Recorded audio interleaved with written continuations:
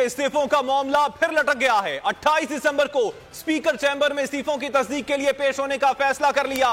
राजा परवेज अशरफ बेनजीर की बरसी की वजह से गड़ी खुदा बख्श में होंगे। 28 दिसंबर को पार्टी के अहम इजलास में शिरकत करेंगे, फिर ऑस्ट्रेलिया के दौरे पर रवाना हो जाएंगे।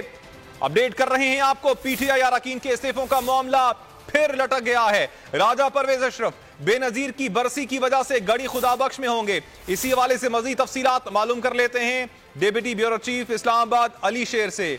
अली, क्या मामला है? राजा परवेज अशरफ जो हैं वो तो 28 दिसंबर को पार्टी के अहम इजलास में शिरकत करेंगे।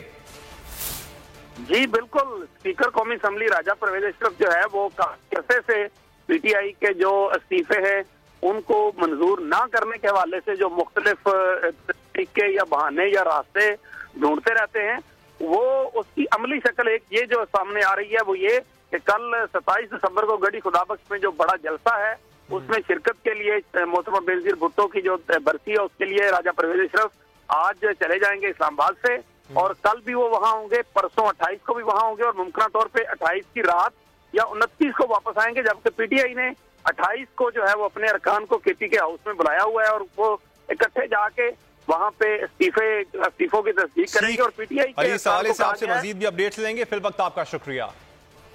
लाहौर का जमान पार्क